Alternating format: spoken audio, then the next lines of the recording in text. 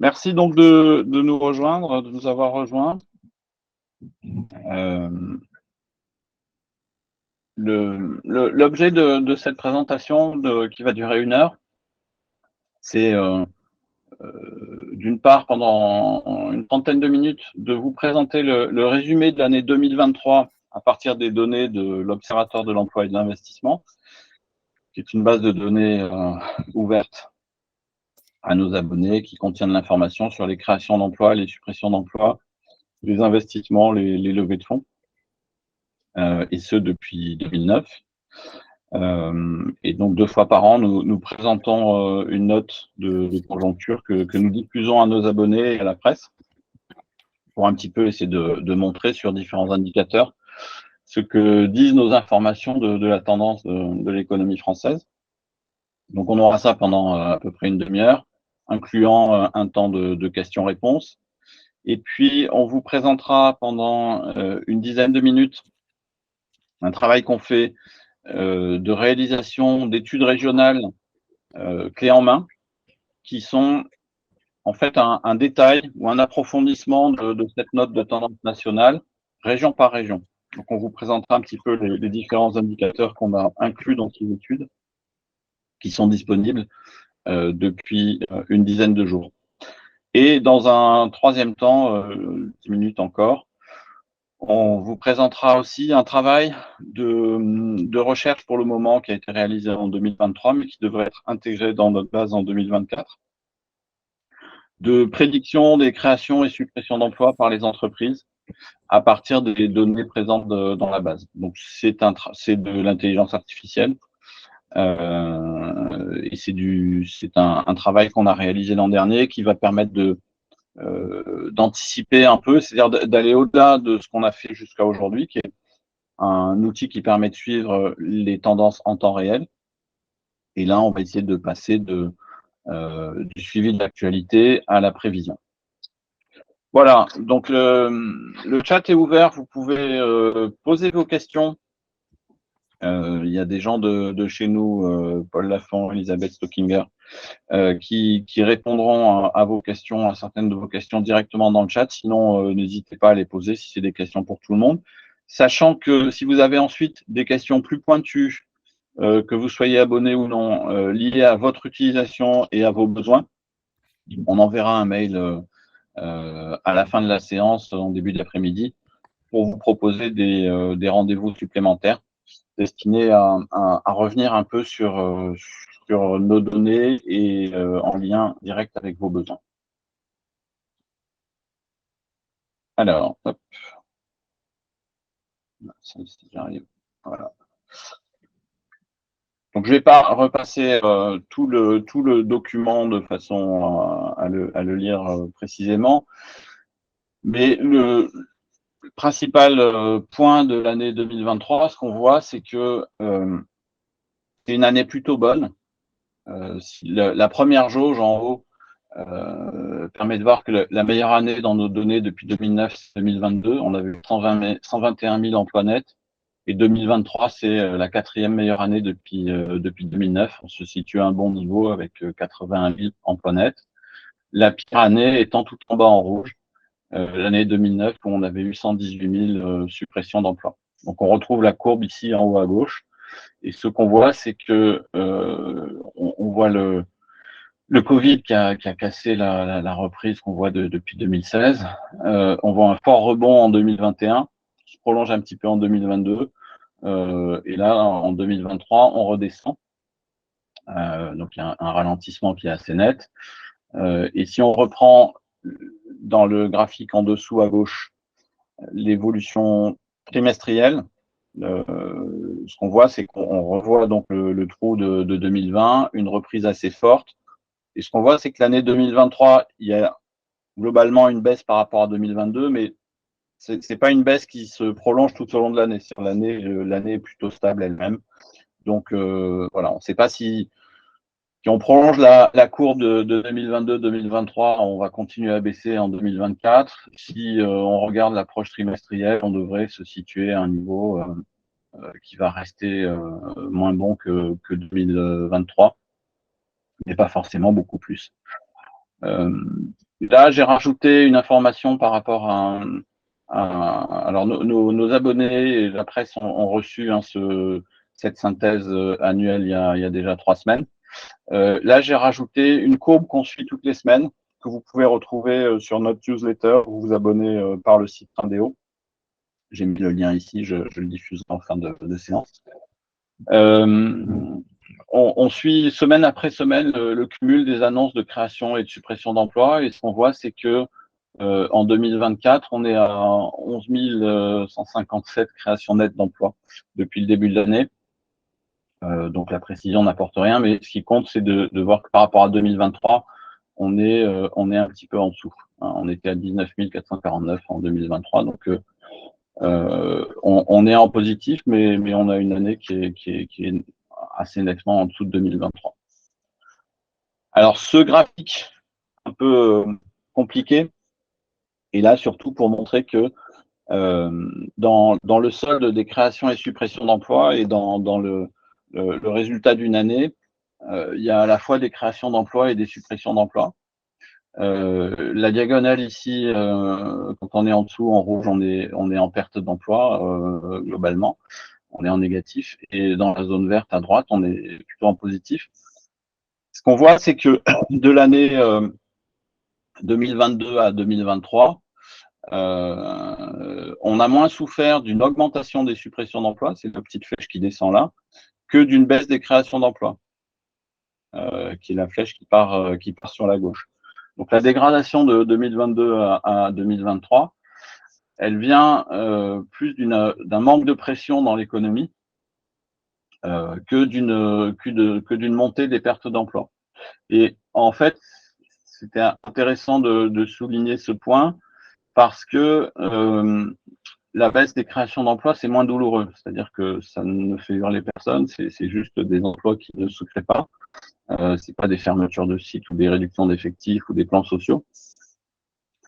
Donc c'est moins douloureux, mais c'est tout aussi négatif au final en termes d'année, en fin d'année. Alors, on a ici réparti par grand type d'activité. Donc ça, c'est un découpage qu'on a ajouté dans notre base en plus des secteurs INSEE, de la nomenclature INSEE classique, qu'on utilise à 3 niveaux. On a rajouté un indicateur du type d'activité du site qui permet de tenir compte du fait que Renault est une entreprise du secteur automobile, mais ils peuvent avoir des sites logistiques, ils peuvent avoir des sites de production d'énergie. Ça, c'est une tendance qu'on verra d'ailleurs tout à l'heure dans l'industrie. On a tendance à produire sa propre énergie, principalement avec du solaire. On peut avoir des centres de R&D, des centres d'appel, on peut avoir du service Renault Banque et autres. Donc là, là ici vraiment, quand on a des emplois industriels, c'est pas des emplois d'entreprise du secteur industriel qui ont éventuellement des emplois de siège, c'est bien de l'activité industrielle. Et on a rajouté, on avait un grand secteur service qu'on a subdivisé en introduisant la catégorie numérique, qui va concerner tous les gens qui sont autour du logiciel, des applications en ligne et autres. Et ce qu'on voit dans l'évolution entre 2022 et 2023, donc on avait 121 000 emplois nets en 2022, le total de cette colonne. 2023, on baisse, on est à 81 000, donc on a perdu 40 000 emplois nets, même si on reste en positif, hein, mais c'est moins positif. Et ce qu'on voit, c'est que les services sont restés stables, ou même en légère croissance. La production industrielle a baissé, elle est passée de 36 000 emplois nets à 26 000, donc c'est une baisse de près de 10 000 emplois nets. Et le numérique est passé de 28 000 à 9 000, donc une perte de 18 000 emplois nets. Donc c'est le plus grand facteur de baisse des créations d'emplois nets en 2023 par rapport à 2022, ce sont les activités numériques. Et c'est en lien, on verra aussi un petit peu plus loin, avec la baisse des levées de fonds. La logistique est en baisse aussi, production d'énergie un petit peu également, la R&D aussi. Les centres d'appel, toujours en baisse également. L'hébergement de serveurs, pareil. Production agricole, pareil. Sachant que production agricole, on n'a pas beaucoup d'investissements, parce que c'est souvent pas beaucoup d'informations, parce que ce sont souvent des exploitations familiales, individuelles, pour lesquelles il n'y a pas beaucoup d'informations dans la presse notamment. Les points de vente. Là, les points de vente sont passés en négatif, donc ils baissent, mais ils passent aussi en négatif, ils sont dans le rouge. Ça correspond à toutes les fermetures d'enseignes qui continuent d'ailleurs cette année. Et puis les activités de siège qui sont assez généralement en négatif, c'est-à-dire que globalement, depuis 2009, il y a quand même une tendance des grands groupes à rationaliser leurs activités de siège et de quartiers généraux. Mais là, en 2023, c'était bien plus fort, et donc c'est le secteur qui perd le plus d'emplois en 2023, en net, et qui est également en baisse par rapport à 2022. Donc voilà pour les grands types d'activités. Alors du coup, on a voulu creuser un petit peu la baisse du numérique, puisque c'est la plus forte baisse en 2023. Donc, elle n'est pas liée que aux startups et, et aux difficultés de financement de startups. Le graphique en haut à droite ici, on voit que la baisse des emplois dans le numérique touche même plus les autres entreprises, les non-startups. Alors les startups, pour nous, c'est moins de 7 ans et un modèle d'affaires innovant. Mais donc, on voit que toutes les types d'entreprises sont touchées par cette baisse d'emploi. Et là, on retrouve un volume d'emploi net qui est celui de 2017 pour les activités numériques, après l'énorme explosion de 2021. Alors, si on regarde après dans les différents secteurs qui sont affectés par cette évolution, donc il y a le logiciel. Le logiciel, c'est des gens qui produisent des logiciels pour d'autres, donc des logiciels de sécurité, des logiciels d'intelligence artificielle. Les fintech, qui passent de 3000 emplois nets à peine plus de 500. Donc beaucoup moins de projets, par exemple, dans le Bitcoin et toutes les monnaies numériques. La santé en ligne, qui baisse aussi, avec des levées de fonds qui passent de 920 millions d'euros en 2022 à 260 en 2023. Et le commerce en ligne également, qui baisse fortement, avec notamment les fermetures de Getir, Prishti et Gorilla. Ce qu'on voit en fait, c'est que le commerce en ligne rejoint un petit peu le commerce physique, c'est-à-dire que le commerce physique, il est en difficulté depuis 3-4 années. Au moins avec des franchises et des groupes de distributeurs qui ferment. Mais ça, c'était lié à la concurrence du numérique. Et on voyait aussi parallèlement un essor de la logistique. Là, ce qu'on voit, c'est que le commerce en ligne souffre lui aussi. Et donc là, c'est une question plus de pouvoir d'achat des ménages et de consommation qui a ralenti que de concurrence entre le physique et le digital. Dans l'industrie, on a détaillé aussi, puisque c'est un des grands secteurs, par secteur, l'évolution de l'emploi. Donc globalement, on perd 9 000 emplois, mais on reste en positif entre 2022 et 2023. On était à 36 000 emplois nets en 2022 et 26 000 emplois nets en 2023. Et ce qu'on voit, c'est que la construction aéronautique et spatiale, elle continue elle a déjà rattrapé tous les emplois perdus en 2020, donc elle continue à progresser. On voit que les commandes chez Airbus augmentent, et également dans la défense chez Dassault. Il y a d'ailleurs un impact régional, c'est-à-dire que quand c'est l'aviation civile qui repart, c'est plutôt bon pour l'Occitanie, mais quand c'est l'aviation de défense, c'est aussi bon pour la Nouvelle-Aquitaine. Les équipements électriques qui sont en hausse, donc ça c'est tous les projets de batteries, un petit peu de panneaux solaires qu'on retrouve aussi dans le matériel informatique, électronique et optique. C'est dans ces deux secteurs qui sont tous les deux en hausse. C'est en lien avec tous les méga projets. Et puis il y a d'autres secteurs industriels qui sont en baisse. L'ingénierie, les industries manufacturières, les industries alimentaires qui sont aussi touchées par l'inflation. L'ingénierie, oui, la forte baisse qu'on voit, c'est que Safran avait annoncé d'énormes recrutements en 2022 qu'ils n'ont pas renouvelés en 2023. Et donc, on reste en positif, mais c'était plus une année 2022 qui était exceptionnelle qu'autre chose. Et la pharma, qui malgré Novo Nordisk, est en net négatif. Des exemples dans les services, oui, on en donnera. Mais dans les services, en fait, qui soient pas numériques, notamment tout ce qui est conseil, comptabilité, juridique, conseil fiscal, la publicité. Donc, tout ça, c'est des projets en production de services. Notre indicateur usine. Donc pour nous, les usines, hein, un rappel, ce sont l'activité du site est soit industrielle, soit de production d'énergie, traitement des déchets. C'est une fermeture de site ou une ouverture, donc c'est pas des réductions d'effectifs ou c'est pas une extension de site. Et ça touche au moins 10 salariés, que ce soit pour une création, donc c'est au moins une embauche de 10 salariés, ou bien le licenciement, enfin la fermeture d'un site qui employait 10 personnes. Si on met un seuil plus haut, hein, pour la définition de l'usine, que ce soit 50 ou 200 salariés, les courbes sont parallèles. Donc il y a juste un effectif plus important, mais l'évolution est la même, quel que soit le seuil qu'on retient pour une usine. Et ce qu'on voit, c'est que là, il y a un assez fort ralentissement du solde net des créations d'usines, puisqu'on était à près d'une centaine en 2020.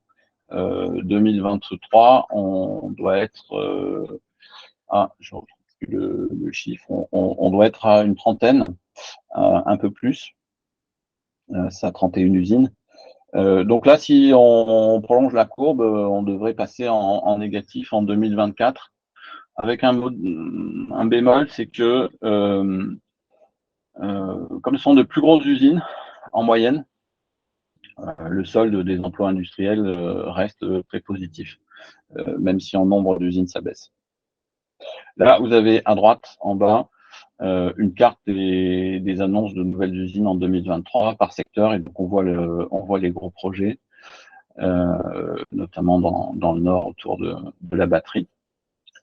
Donc là, c'est effectivement un détail sur ce que je disais, c'est que on s'est concentré un petit peu sur les méga projets, sur les usines à plus de 100 millions d'euros d'investissement. Ce qu'on voit, c'est que la courbe du haut au milieu augmente. On a un nombre record en 2022 et 2023 de projets à plus de 100 millions d'euros d'investissement, bien plus qu'en 2009 encore.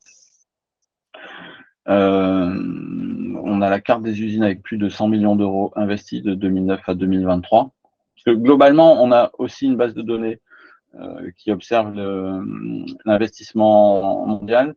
Et une des caractéristiques de l'économie européenne qu'on met en avant, et de l'économie française encore plus au sein de l'économie européenne, c'est que on manque de grands projets. Les projets de grande taille se font en Asie, se font maintenant aux États-Unis aussi, se font un petit peu en Europe de l'Est, mais l'Europe de l'Ouest et la France encore plus manquent de grands projets industriels. Et ce qu'on voit, c'est que malgré le fait qu'on a plus de grandes usines à 100 millions d'euros, la taille médiane des nouvelles usines ne bouge pas ou à peine. Donc on n'a pas encore d'effet d'entraînement, on n'a pas globalement des usines qui sont plus grandes ou qui changent de format. On a plus de grands projets, mais on n'a pas d'effet d'entraînement.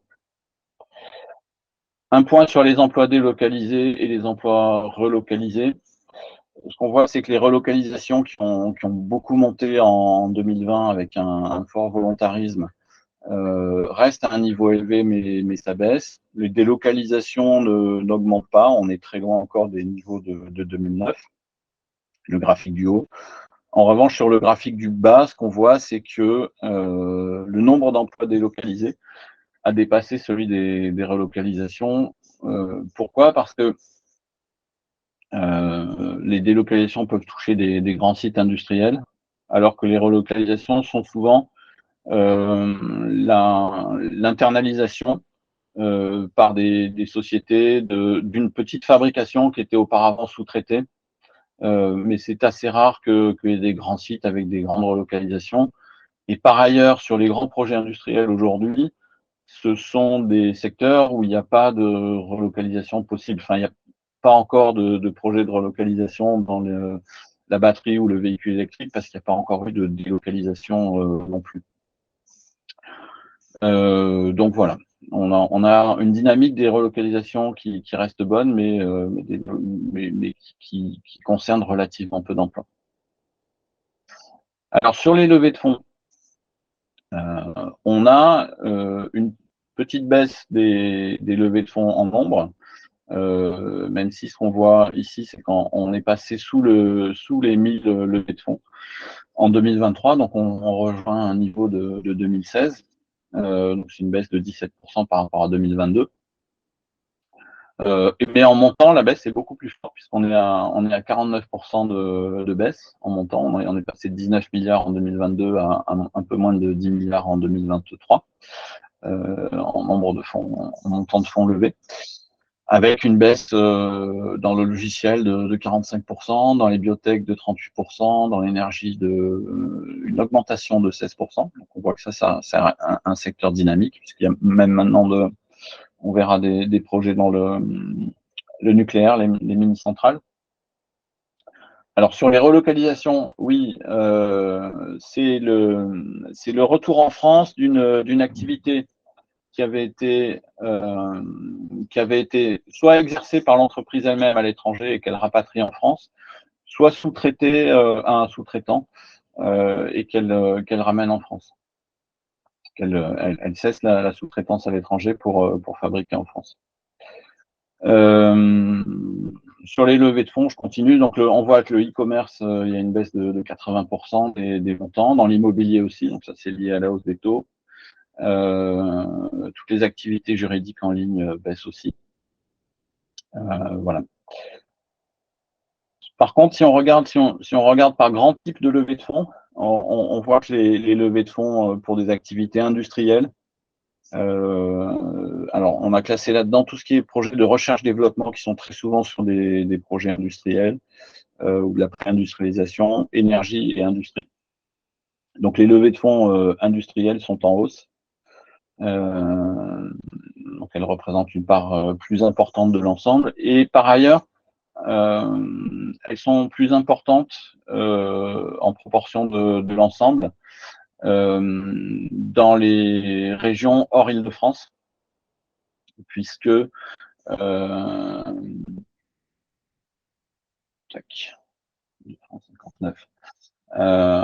verra dans la présentation des études régionales notamment que la région Auvergne-Rhône-Alpes est une région assez industrielle, voit ses levées de fonds augmenter en 2023 à contre-courant de la tendance nationale parce qu'ils ont une part plus forte de levée de fonds industrielle. Un point sur le nucléaire. Donc on a parlé de banalisation du nucléaire au sens où EDF était le seul opérateur dans le nucléaire jusqu'à maintenant. Et là, on voit, notamment dans le cadre de France 2030, des projets de petits réacteurs nucléaires. Donc là, on a mis 6 startups dans le nucléaire, dont une dans le nucléaire médical d'ailleurs, CISARC. L'idée étant alors il y a différents types d'entrées pour ces sociétés, mais plusieurs d'entre elles, dont Jimmy par exemple, ont l'idée de travailler sur l'alimentation en énergie de sites industriels directement. Et on a vu d'ailleurs dans l'analyse qu'on a faite des données sur l'industrie mondiale en 2023, des projets, notamment en Pologne, d'alimentation d'un site de chimie par un réacteur nucléaire. Donc une tendance à l'autonomie énergétique des sites industriels grâce à des petits réacteurs modulaires. En gros, hein, ça fait un petit réacteur fait un dixième de tranche de centrale nucléaire classique. Pour le solaire, ce qu'on voit, c'est que c'est la meilleure année depuis 2009. Donc, le nombre d'annonces progresse. Si on reprend la courbe à gauche en nombre de projets, on le voit en 2009-2010. Il y avait énormément de projets, ça s'est effondré à partir de 2011 et de la baisse de tarifs du rachat, quand on s'est rendu compte que les subventions servaient surtout à acheter des panneaux solaires chinois. Et là, ça reprend à partir de 2014 assez régulièrement. Le solde net des emplois est à un niveau record. Donc on a intégré des projets, des annonces de projets de production de panneaux dont on lit en ce moment beaucoup que l'économie est un peu menacée, Holosolis, Carbon. Mais on verra si ça continue, menacé par la concurrence de la filière chinoise. Et donc en termes d'emploi, on est en termes de montant, pardon, la dernière courbe, on est aussi en très forte hausse avec des niveaux records en 2023. Donc contrairement à 2029 où le boom était quand même beaucoup lié à des projets d'installation, là ça change un petit peu puisqu'on a pas mal de fabrication en France, avec une interrogation sur la solidité financière de la filière. Et là, on a voulu faire un point sur un sujet un peu précis et qui a nécessité pas mal de travail d'analyse projet par projet, avec de recherches par mots-clés. C'est l'envolée du solaire en autoconsommation. C'est-à-dire qu'on s'est rendu compte qu'il y a de plus en plus de sites industriels qui annoncent qu'ils vont produire X% de leur alimentation énergétique avec des panneaux solaires. Le X pouvant monter jusqu'à plus de 100%, c'est-à-dire qu'il y a certains projets pour lesquels les industriels ont beaucoup de surface, vont produire pas mal d'énergie, et du coup en revendre ou en réinjecter dans le réseau. Donc il y a il y a eu des projets un petit peu anecdotiques, mais il y a quand même une chocolaterie, par exemple, qui va couvrir 30% de ses besoins en énergie avec des panneaux solaires sur son toit. Et puis, on a 1 milliard d'investissements par SNCF Renouvelable pour la consommation propre. Et donc là, dans le tableau en bas, on a mis l'évolution du nombre de sites qui annoncent installer du solaire pour leur consommation propre.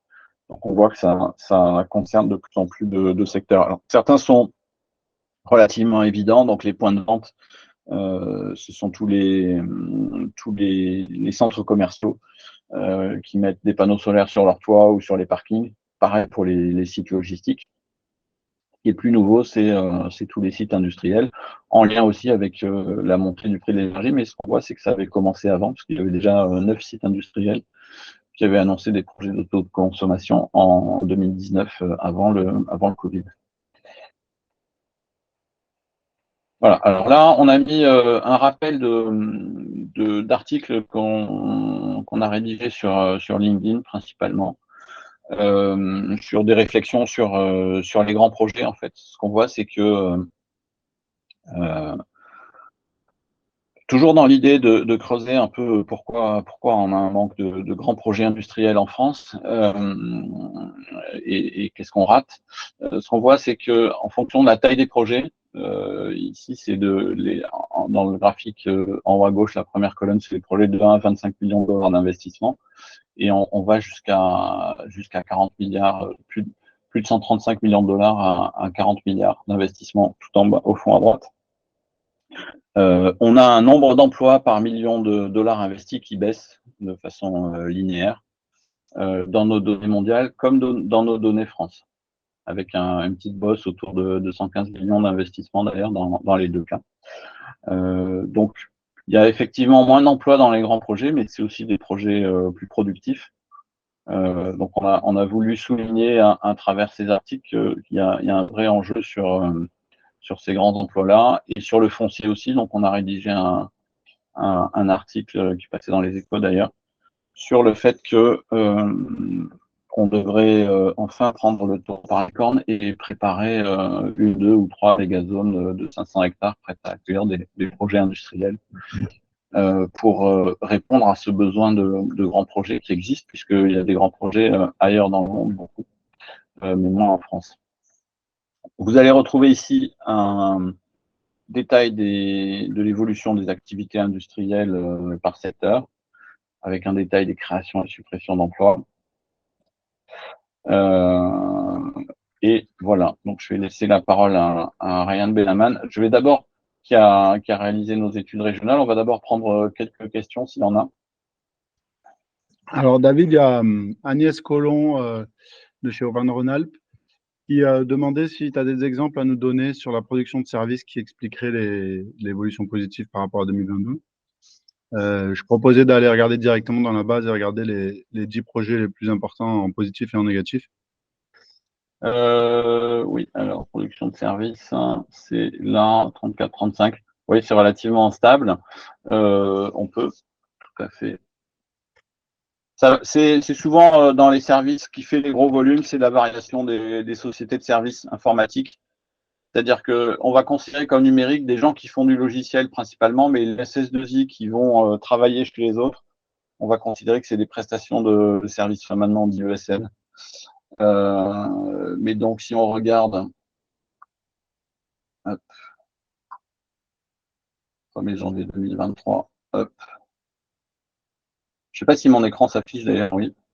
Ça marche très bien. Enfin, pour moi, oui. C'est bon. Parfait. Hop, si on prend la production de services, voilà. En 2023, donc on va retrouver nos 34 000 emplois nets. Et si on reprend les grands projets, on a le ministère de la Justice, recrutement de magistrats. On oublie toujours l'emploi public, mais notamment une des différences entre 2009 et 2020, c'est qu'en 2009, on avait eu, en plus de la crise touchant le secteur privé, on avait eu des suppressions d'emplois dans le secteur de la défense, de l'enseignement et des hôpitaux. Et là, on n'a pas eu ça en 2020. Alors, David, en 2022, on a la gendarmerie aussi avec 3000 emplois en 2022. Donc là, on a des EHPAD, on a Capgemini, donc une ESN, Honnête, nettoyage de bâtiments, Alten, encore une ESN, Disneyland Paris, Disneyland. Donc on essaie de noter que la variation des effectifs, hein, parce qu'eux, ils annoncent chaque année des recrutements, mais c'est du saisonnier. Donc là, on essaie vraiment de ne prendre en compte que l'accroissement des emplois sur le site. Là, c'est encore une ESN, ça c'est du conseil, SIA Partners, Tech, ingénierie, RATP. Voilà, donc un petit exemple de ce qu'on va retrouver dans les services. D'autres questions? Donc, s'il n'y a pas d'autres questions, je laisse la parole à je laisse la parole à Ryan Benaman pour une présentation de. Alors, attends. Oui. David, on a une question de Yannick Géry sur. Oui. Alors, est-ce que elle se demande si c'est parce que l'année 2022 était exceptionnelle qu'on a une baisse en 2023 ou non? C'est un peu 2023 reste supérieur à la moyenne de long terme, point d'intégration, ou est-ce parce qu'un phénomène descendant est en place? Les premiers mois 2024 permettent de donner un signal faible ou plutôt autre chose? C'est un peu toute la question, en fait. Ce qu'on voit ici, c'est que globalement, si on prend année après année, on est en baisse, mais par rapport à une très forte pression de 2021-2022 avec France 2030, France Relance, donc eu beaucoup de projets et beaucoup de projets dans l'industrie qui ont été annoncés. Donc là, il y a une forte baisse de pression en 2023. On reste quand même à un niveau relativement élevé hein, par rapport à nos données depuis 2009. On voit que par trimestre, ça s'est stabilisé sur 2023. Et ce qu'on voit sur le début 2024, c'est qu'on est un peu en dessous de 2023. Bon, on est quand même presque à moitié moins, hein. Mais on reste en positif avec une courbe qui a l'air de prendre un peu la même forme que 2023.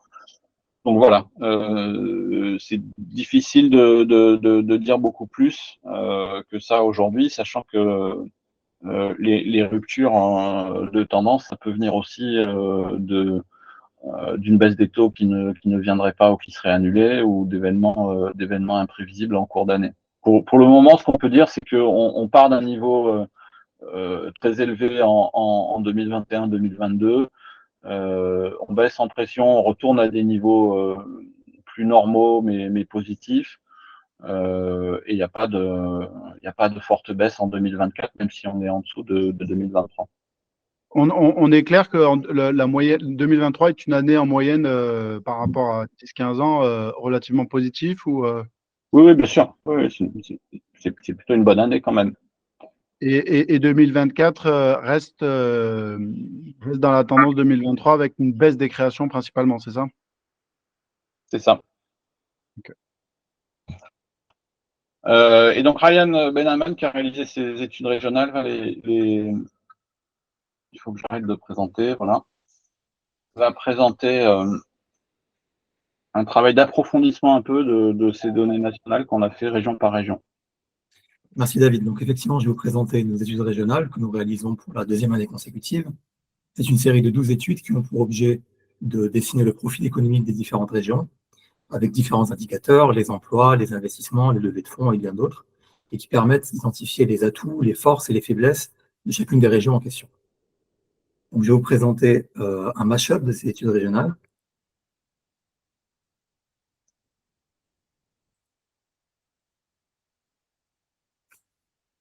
Est-ce que vous voyez mon écran?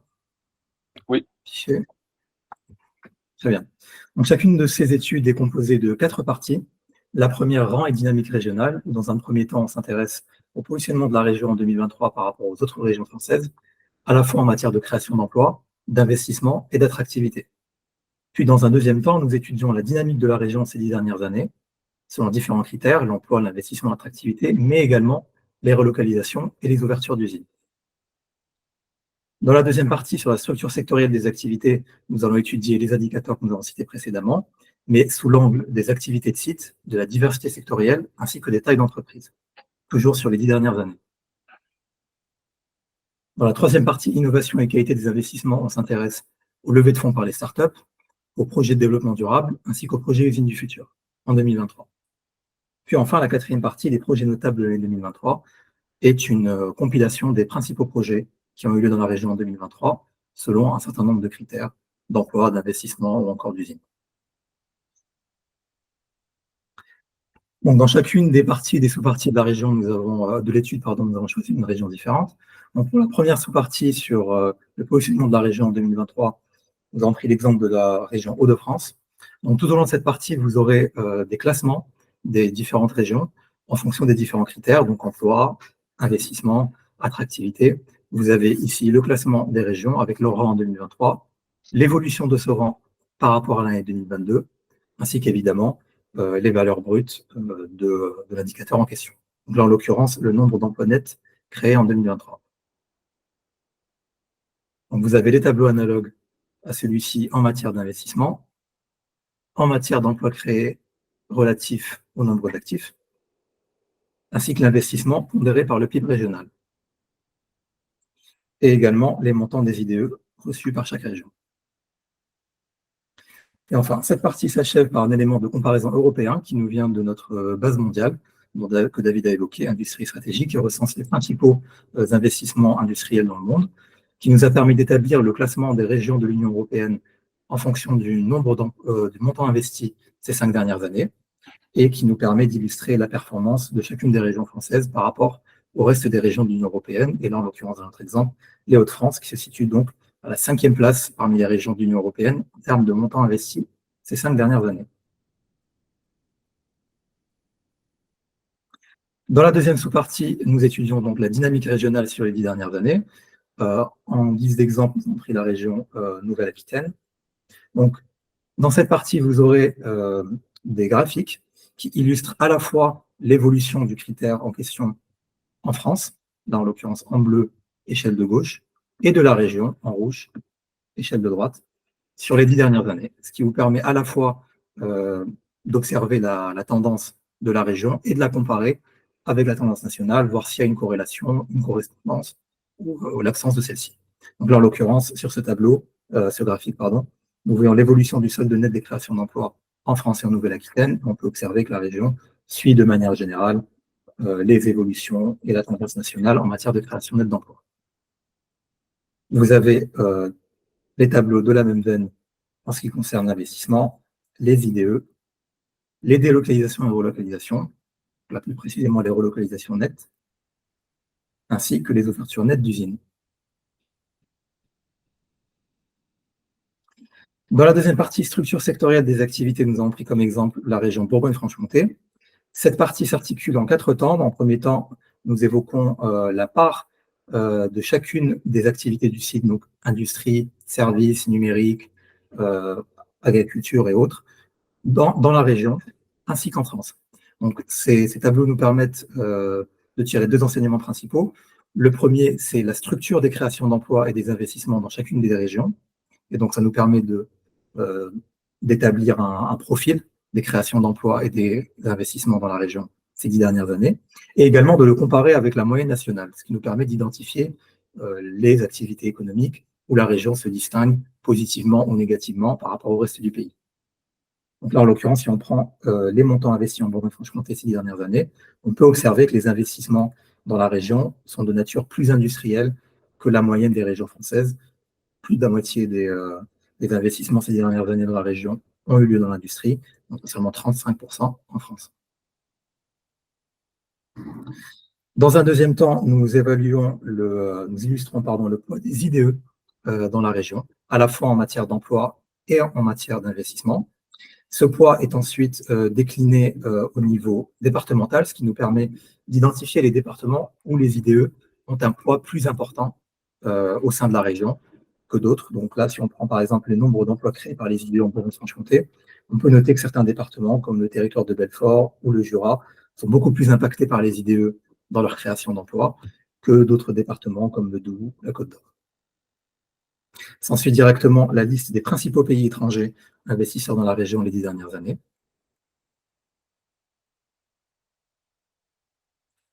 Dans un troisième temps, nous avons la carte des départements de la région sur la diversité sectorielle des créations d'emplois. Donc ça, c'est une carte qui est établie à partir du calcul d'un indice, qui est l'indice de Shannon.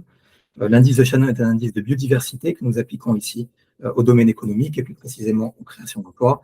Le détail de l'indice est évoqué en annexe. Plus cet indice est important, plus le département est considéré comme divers du point de vue économique et ça se traduit graphiquement par une coloration plus foncée. Donc là, par exemple, on peut observer que des départements comme la Côte d'Or ou la Saône-et-Loire ont une plus grande diversité de secteurs créateurs d'emplois que d'autres départements comme le Doubs ou le territoire de Belfort. Et enfin, cette partie s'achève par un focus sur les tailles d'entreprise, donc la part des emplois créés et des investissements dans la région et en France par taille d'entreprise, qui nous permet d'avoir une image du tissu d'entreprise de la région et de le comparer à la moyenne nationale. Et là, en l'occurrence, d'observer que, par exemple, pour la Bourgogne-Franche-Comté, les grandes entreprises sont surreprésentées à la fois dans les créations d'emplois et dans les montants investis par rapport au reste du pays.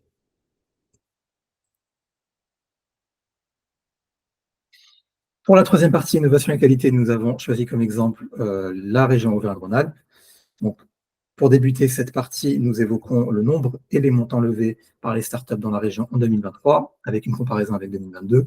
Donc, comme l'avait dit David, pour la région Auvergne-Rhône-Alpes, on est plutôt sur une tendance positive qui est assez inverse à la tendance nationale. S'ensuit le détail des secteurs qui sont concernés par ces levées de fonds, avec le nombre de levées et les montants levés, puis la répartition de ces levées par bassin d'emploi. Dans un deuxième temps, nous avons les critères usines du futur. Les critères usines du futur, qui sont aussi explicités en annexe, sont des critères qui nous permettent de noter les projets selon des critères de performance énergétique, environnementale, territoriale et d'autres qui seront évoqués en annexe et qui nous permettent de noter les projets sur 12 et d'en déduire une moyenne des projets de la région sur l'année. Là, en l'occurrence, pour l'Auvergne-Rhône-Alpes, c'est une moyenne de 2 sur l'année 2023, légèrement inférieure à la moyenne nationale qui est de 2,14. S'ensuit immédiatement une carte de ces projets, notée usines du futur, qui vous permet de localiser très précisément les projets concernés avec leur secteur et la note correspondante. Enfin, cette partie s'achève sur un focus sur les filières du développement durable. Nous avons identifié 22 filières de développement durable qui sont aussi évoquées en annexe. Et ce tableau nous permet d'observer le nombre de projets et les montants investis dans la région dans chacune de ces filières, leur poids dans le total des projets et des montants investis dans la région, ainsi qu'une comparaison de ce poids dans la région par rapport à la moyenne nationale, ce qui nous permet là encore d'observer et d'identifier les filières où la région performe mieux que la moyenne nationale et là où elle performe un peu moins bien que la moyenne nationale. Donc en l'occurrence, pour l'Auvergne-Rhône-Alpes, on peut observer que la filière des biocarburants, de l'hydrolien ou du recyclage sont des filières où la région se distingue plutôt positivement par rapport au reste du pays. La dernière partie, qui sont les projets notables en 2023, comme je vous l'avais expliqué, c'est une compilation des principaux projets de l'année, en l'occurrence pour la région Normandie, selon différents critères, la création d'emplois, les levées de fonds, les investissements, l'ouverture d'usines, les plus gros projets durables ou encore le meilleur projet usine du futur. En annexe, vous trouverez notre méthodologie, qui est celle que pour l'alimentation quotidienne de nos bases de données, la liste des filières du développement durable, les critères usines du futur ici explicités, la structure des créations d'emplois et des investissements dans la région ces 10 dernières années par département, l'indice de Shannon expliqué et illustré au niveau national par cette carte, et enfin la liste des tableaux Excel qui accompagnent chacune de nos études régionales, avec une liste de localisation, de relocalisation, des projets durables, des usines du futur, des ouvertures, des fermetures d'usines, et bien d'autres informations sur l'année concernant la région concernée. Je vous remercie. Merci Ariane. Donc ces notes sont disponibles, hein, on vous enverra les tarifs. Il y a deux versions, il y a la version notes plus quelques tableaux Excel, et il y a une version qui permet en plus d'avoir l'ensemble des données concernant la région pour l'année 2023. Donc en moyenne, il y a entre 500 et 1000 infos par région.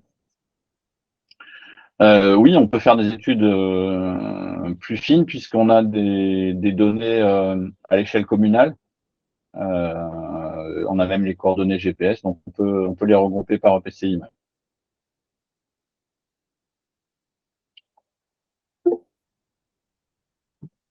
Donc merci. Après cette présentation de nos études régionales, je vais parler d'un dernier sujet, le troisième sujet, qui est un projet que nous avons.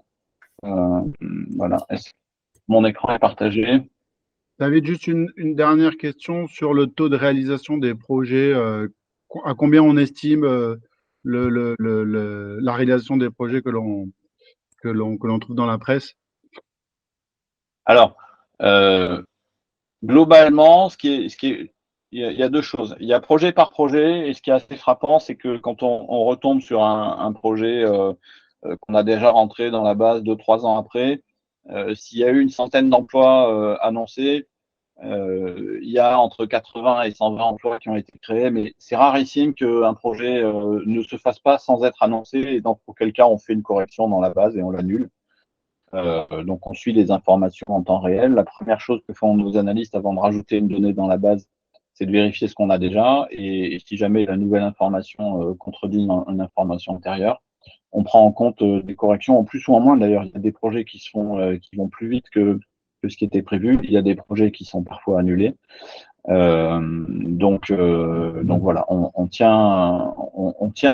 essaie de tenir à jour, point de vue micro, projet par projet, l'exactitude des choses. Après, je pense que globalement, par filière et secteur, les projets qui ne se font pas ou qui sont annulés, alors sauf retournement de conjoncture, sont compensés par des projets qui vont un peu mieux ou autres. Après, quand il y a un retournement de conjoncture brutal, là, il peut y avoir beaucoup de projets industriels arrêtés d'un coup, auquel cas, on va en tenir compte. Mais globalement, les grands projets, les projets à plus de 50 emplois ou 100 emplois dans la base, c'est pas la majorité des informations. Donc il y a énormément de projets qu'on rentre et qui sont quasiment déjà réalisés au moment où on les annonce. Des développements d'ouverture d'un point de vente, d'extension d'un centre commercial. Généralement, quand les entreprises communiquent sur ces projets-là, ils sont déjà réalisés à 80-90%. Donc, on peut trouver des exemples de grands projets arrêtés, mais d'abord, ça peut être aussi pour des raisons non pas économiques, mais de contestation locale. Je pense à un projet commercial, les portes de Toulouse, à côté de Toulouse, qu'on avait annoncé à 600 emplois et qui a été finalement annulé pour des questions de contestation écologique. Mais on l'a annulé dans la base. Donc voilà. On essaie de tenir ça à jour.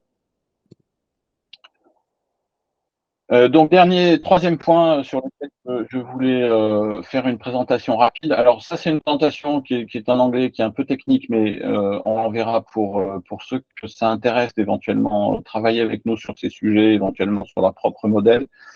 Ce que je voulais montrer, c'est qu'on a travaillé à 3 types de modèles dans la base. On a essayé de prévoir le nombre d'emplois qui va être créé ou supprimé par une entreprise dans sa prochaine annonce. On a essayé de prévoir de façon plus simple, c'est le modèle qu'on a appelé directionnelle, juste le fait de savoir si l'entreprise va plutôt créer des emplois, en supprimer ou rester neutre.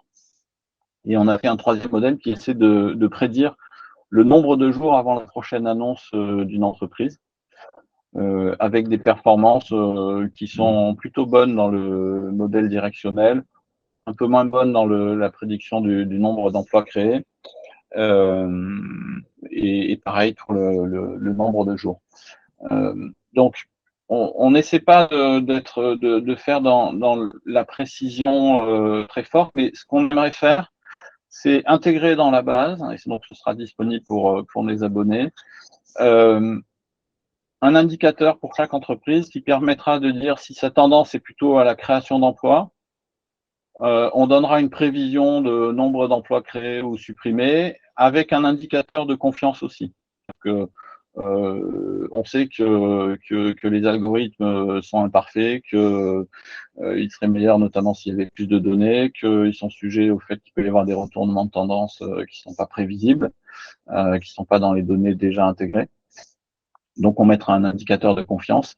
Et puis surtout, on va mettre ces performances ou le nombre d'emplois créés ou supprimés au regard de la taille de l'entreprise. C'est pas la même chose pour une PME d'avoir une prédiction de création de 74 emplois ou si c'est pour un grand groupe. Donc là, une PME avec plus de 74 emplois, ça, en termes de dynamique relative par rapport aux autres PME, on est plutôt dans une dynamique haute. Donc, on mettra tous ces indicateurs dans une page entreprise qui sera créée dans la base, probablement dans le courant de l'année 2024. Mais on travaille aussi avec certains de nos clients qui font le même type de travaux, mais qui s'intéressent à d'autres indicateurs, par exemple d'essayer de prévoir les ouvertures d'usines. Des choses comme ça. Donc, on est disponible pour ceux qui voudraient travailler sur des indicateurs de ce type ou des prévisions de ce type avec un angle particulier. Sachant que les données que je viens de présenter là seront intégrées dans la base dans le courant de l'année 2024. Voilà, on a tenu le timing. Il reste quelques minutes pour des questions. Si vous en avez. Sinon, alors, on enverra un mail à tous les participants en proposant, d'une part, de prolonger les échanges dans une visio individuelle, s'il y a un besoin, et puis on vous enverra les présentations. Excusez-moi, finalement, donc comment vous voyez l'année 2024 alors? Parce que comme une stabilité, comme continuer un ralentissement qui se poursuit, finalement, c'est parce qu'on a l'impression que là, ce que vous dites, c'est que ça reste ça reste une bonne année, la quatrième. En fait, Mais ouais, alors, à quoi il faut s'attendre? alors, il y a d'une part tous les retournements qui sont toujours possibles. D'autre part, ce qu'on voit, c'est quand même l'année a l'air d'être un petit peu en baisse par rapport à 2023, mais on est parti très haut en 2021-2022, donc on devrait rester encore dans le positif, dans une dynamique plutôt positive en 2024. Voilà. Mais on voit qu'il y a quand même des secteurs qui sont fragilisés en plus grand nombre qu'auparavant. Dans l'industrie, certains secteurs comme l'industrie alimentaire, l'immobilier. Donc, il y a un peu plus de signaux d'alerte que l'an dernier. Donc voilà, on est un petit peu en baisse et on part d'un niveau assez élevé. Donc, on devrait rester en positif en 2024. mais on peut pas dire beaucoup plus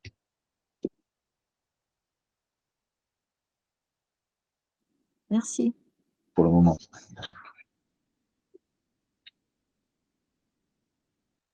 Il y a d'autres questions? Merci. Donc, n'hésitez pas à revenir vers nous pour des présentations, même si on va vous proposer ça directement. Ben, merci à tous d'avoir participé. Je pense que c'est la deuxième fois qu'on organise ça et on va le faire maintenant régulièrement. Donc, la prochaine édition va avoir lieu en octobre avec les données du premier semestre. Bon, eh ben, bonne journée. Je coupe. Merci à tous. Merci, au revoir. Bonne journée à tous, merci à vous. Merci, au revoir.